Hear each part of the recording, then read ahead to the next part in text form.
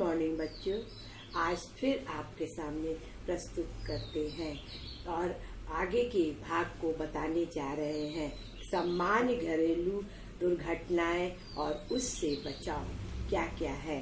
जैसे घर में लू लग जाना जो होता है, जैसे बहुत तेज हवा चलती है। जब तेज हवा चलती है तो वो हवा शरीर को क्या करती है, गर्म होने लगता है, सर दर्द होने लगता है, तेज बुखार हो जाता है और ये सारी चीज इसके सिस्टम में आते हैं। और तब हमको क्या करना चाहिए, मरीज को लेटा के उसको ठंडे पानी से और कपड़े को पानी में, ठंडे पानी में डाल के बार बार भिगो के उसको पोंछना चाहिए, उसका सर पोंछना चाहिए और आम का पन्ना पिलाना चाहिए और सर पर भी आम का पन्ना लगाना चाहिए। और ये घरेलू उपचार है। अगर नहीं ठीक होता है तो हमको तुरंत डॉक्टर के पास ले जाना चाहिए। उसके बाद सावधानियां हमें हर घरेलू उसमें करनी पड़ती है। ये नहीं कि लापरवाही से, गैर जिम्मेदारी से ये सारे काम को नहीं करना पड़ता है। सोच समझ के सारा काम करना चाहिए। लापरवाही तो बिल्कुल भी नहीं करनी चाहिए।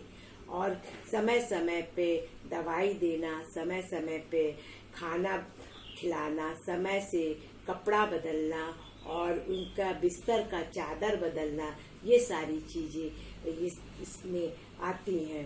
और अज्ञानता के कारण जब अगर ज्ञान नहीं होता है तो दवाइयों की पिलाने में असंभव हो जाते हैं। तो इसलिए दवाई को किसी चीज में अलग अलग भागों में लपेट के रख लेना चाहिए, जिससे कि कोई भी प्रॉब्लम नहीं आना चाहिए। और इस टाइम का दवाई अभी पिलाना है या दोपहर का या शाम का, इसी के अनुसार सब अलग अलग बना के रख लेना चाहिए। प्रतिदिन जीवन में हर व्यक्ति भागता दौड़ता नजर आता है। कोई ना कोई उनके ऊपर समस्याएं रहती हैं। जरूरी नहीं है कि बीमारी की भी समस्या हो, घर की कुछ समस्या होती है, बच्चों की समस्या होती है। इस सारी समस्या में लोग दौड़ते भागते नजर आते हैं। अब इसी के साथ साथ क्या है, जलने के बारे में भी आपको हमने पहले वाले भाग में बता चुके हैं। जलना, बिजली का करंट मार देना और उसके बाद झुलस जाना और ये सारी साधारण जलना, ये सारी चीजों के लिए हमको दवाई का उपयोग करना पड़ता है। जैसे घर के लिए है कि जैसे घर में आलू है और पेस्ट है और केले का अगर पेड़ है तो उसके रस को गार के, इस सारी चीजों को जो है हम प्रयोग में लाते हैं। इसी को हम जलना कहते हैं। जलने के लिए मान लीजिए शरीर में पूरा आग लग गया, कोई ना हो, अगर मेरा दिमाग काम करता है, विवेक काम करता है, तो तुरंत लेट के लुढ़क जाना चाहिए, तुरंत लुढ़कते जाना चाहिए जब तक कि आग बुझ ना जाए। उसके बाद अगर उठने की क्षमता हो तो उठ के अपने कपड़े को, अपने शरीर को अच्छी तरह से पोंछ के उस पर दवाई लगा के रख देना चाहिए। रक्तस्राव, जो कि शरीर से कोई अंग कट जाता है और ब्लड बहुत तेजी के साथ बहने लगता है और रुकता नहीं है, उसके लिए भी इसमें घर में उपचार का सामान रहना चाहिए कि जल्दी से उसको पोंछ के दवाई लगा देना चाहिए। और खून को जो है जहाँ पे कटा है उसको कस के बांध देना चाहिए। टांका लगने की संभावना है तो तुरंत डॉक्टर के पास ले जाके उसको टांका लगवाना चाहिए और उसके खून के नाक से भी जो है ब्लड गिरने लगता है। कभी कभी जो है नाक सिरा से खून निकलने लगता है, अपने आप से, गर्मी से वो नाक से खून निकलने लगता है। और कभी चोट लग जाता है या घाव, तो क्या करना चाहिए, सर को ऊपर की ओर झुका के रखना चाहिए, उसे उठा के नीचे लटका के नाक को नहीं रखना चाहिए, जिससे कि ब्लड जो है ना आए, ऊपर की तरफ चले और रुक जाए। और नाक पे ठंडा ठंडा पानी, बर्फ का पानी, इस सब का प्रयोग करना चाहिए और उसको सीधा एकदम लेटा देना चाहिए, इसका भी प्रयोग करना चाहिए। और चोट उससे घाव बन जाता है। कभी कभी क्या होता है, ऐसा चोट लग जाता है कि वो बाद में पक जाता है और वो घाव का रूप धारण कर लेता है। और घाव कभी गहरा होता है, कभी ऊपर से दिखा है। तो उस घाव को रोज डेली आपको ड्रेसिंग करना चाहिए, पोंछना चाहिए, डिटॉल से पोंछना चाहिए और उसको साफ करके उसमें जो है साफ करके पट्टी करके उसको अच्छी तरह से बांध देना चाहिए। हर 2 दिन के बाद खोल के घाव को देखना चाहिए। अगर बंद मुंह घाव है तो उस पे घाव फूटने की दवाई लगानी चाहिए और जब फूट जाए तो उसका मवाद पूरी अच्छी तरह से निकाल के पोंछ देना चाहिए। कुचला हुआ घाव, कभी कभी क्या होता है, आदमी का घाव कुचल जाता है, गाय के पैर के खुर से कुचल जाता है, कभी ठेस लग जाता है, कभी कुछ हो जाता है। तो इससे जो होता है कुचल जाता है घाव और देखने में बहुत खराब लगता है, ब्लड बहने लगता है। इस सारी चीजों का भी हमको प्रयोग बहुत अच्छी तरह से चले। गोली लग जाना, कभी कभी क्या होता है, इंसान जो होता गोली मार देता है और जब गोली मारता मरता नहीं है तो उसकी गोली अंदर की ओर रहती है, तो उसको वो जहर का रूप धारण कर लेता है। इसलिए उसको जो है निकाल के बाहर कर देना और सफाई से उसको पूरा मलहम पट्टी उसमें घाव की दवाई भरनी चाहिए। ये सारी चीज और मोक्ष आ जाना, बेहोशी आपको पहले बता चुके हैं, अब भी बता रहे। जब आदमी बेहोश हो जाता है तो उसको क्या करना चाहिए, नाक बंद करके उसको सांस दिलाना चाहिए और उसके ऊपर पानी छिड़कना चाहिए। ये सब भी घर में उपचार का आता है। पागल कुत्ता कभी कभी रास्ते पे चलते समय काट लेता है या घड़ी में कभी कुत्ता गलती से उसका दुम दब गया या पैर दब गया काट लेता है, तो कुत्ते का जो होता है वो उसको भी देखना चाहिए। कुत्ते के पैर में 20 नाखून होता है, तब तो वो कुत्ता बहुत ठीक माना जाता है। नहीं तो 10 दिन तक कुत्ते को बांध के देखना चाहिए कि वो मरा तो नहीं है। अगर मर जाता है तो हमको सुई लगवाना चाहिए और जाके तुरंत जो है सुई लगवाना चाहिए। 14 सुई लगती है और उससे अगर कभी कभी क्या होता है, मनुष्य को अगर ये सारी दवाई नहीं सूट करता है तो वो जो होता है पागल कुत्ते के समान हो जाता है, भौंकता है।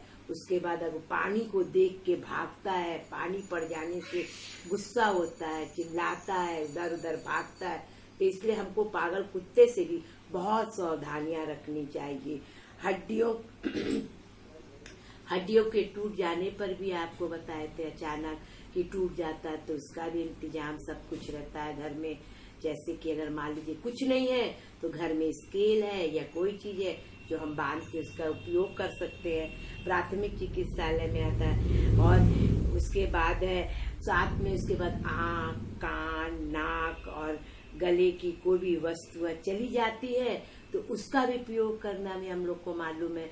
आँख में अगर चला जाता है तो पानी से धोते हैं, कान में चला जाता है तो उसको टॉर्च या चाबी से देखते, नाक में जाता है तो उसको दवा, गले में, ये सारी चीजें जो है। दम घुटना ये भी एक पॉइंट है, दम घुट जाना। जब क्या होता है कभी कभी लोग क्या करते हैं, पूरे घर को बंद कर देते हैं, कहीं से एयर नहीं पास होता, ऑक्सीजन नहीं आता, तो क्या होता है दम घुटने लगता है, जी घबराने लगता है और इधर उधर भागते हैं। कभी क्या होता है अंगीठी जला के छोड़ देते हैं या हीटर जला के, तो उससे भी जो है दम घुटने। सफर विधि जो है कृत्रिम सांस के द्वारा दिया जाता है। क्या होता है जब मनुष्य डूब जाता है तो उसके नाक में और उसके मुंह में जो है गंदी मिट्टी और या पानी चला जाता है, तो उसको लेटा के और पैर के ऊपर हल्का सा बैठ के उसके कमर में दोनों अंगूठे कमर के ऊपर रखते हैं और उसको कस कस के प्रेशर देते हैं, उसके मुंह को और नाक को साफ करते हैं और उससे जो होता है ये सफर विधि जो होता है अच्छी तरह से हो जाता है। अगर उसके में क्षमता है तो वो सांस जो है जल्दी आ जाती है, अगर क्षमता नहीं है तो वो सांस बहुत देर में लेता है। और सिलवट विधि जो होती है वो जो होती है करवट दिला के होती है, हाथ को ऊपर रखते हैं, करवट दिला देते हैं और कमर पे और पीठ पे बहुत कस कस के उसको देते हैं और जब प्रेशर देते हैं, धक्का देते हैं, तब उसकी सांस की जो होती है, क्योंकि सांस की विधि कम हो जाती है उस समय हम लोग दौड़ के ऑक्सीजन नहीं ला सकते हैं, कुछ कर नहीं सकते हैं, तो इसलिए इस विधि के द्वारा हम लोग जो है सांस को दिया जाता है। उसके बाद कृत्रिम सांस वो सांस होता है जब बच्चा या कोई डूब जाता है और जब बाहर निकालते हैं, जब उसकी सांस नहीं आती है तो उसको सीधा करके लिटा देते हैं और पेट के ऊपर प्रेशर देते हैं और पानी जब उसका निकल जाता है तो उसके बाद क्या करते हैं, मुंह सटा के कस के अपनी सांस से उसको देते हैं। और देने के बाद अगर वो अच्छे हालत में है तो उस सांस को ग्रहण करके फिर से अपनी सांस को वो चलाने लगता है, सांस के उसके आने लगते हैं और कस के जो है वो करना चाहिए, साफ कर देना चाहिए। उसके बाद उसको सारे कपड़े उसके बदल देना चाहिए और इसी को कृत्रिम सांस कहते हैं। अब आप लोग को छोटा मोटा क्वेश्चन देते हैं जो अपने दिमाग से और सोच समझ के आप लोग लिखिएगा। जैसे प्राथमिक चिकित्सालय से आप क्या समझते हैं? 2 बार बोलना है। प्राथमिक चिकित्सालय से आप क्या समझते हैं? संक्षेप में टिप्पणी लिखिए। दूसरा क्वेश्चन है, प्राथमिक चिकित्सालय के उपचार के सिद्धांत लिखिए। कैसे उपचार किया जाता है? किसी 2 का या 3 का उपचार लिखिए और समझ के लिखिएगा। और अगर नहीं समझ में आता है तो आप हमसे पूछ सकते हैं और एक छोटी कॉपी बना लीजिएगा और उसी में अपना होमवर्क समझ के काम करते रहिए। अब यहाँ पे ये पाठ हम समाप्त करते हैं और आपसे अनुरोध करते हैं कि आप इस पाठ को पढ़िएगा और समझ के जो भी क्वेश्चन हम देते हैं उसको समझ के आप लिखिएगा, क्योंकि आप लोग के पास किताब नहीं होगा। और ये जनरल क्वेश्चन है, ये घरेलू दवाइयों के बारे में, घरेलू उपचार के बारे में, और ये सब आप लोग को जानकारी होना चाहिए। अगर नहीं है तो आप बहुत अच्छे से पढ़िए, दूसरों को भी बताइए और इसका उपयोग करिए। और इसी के साथ आप लोगों को धन्यवाद, नमस्ते, बाय।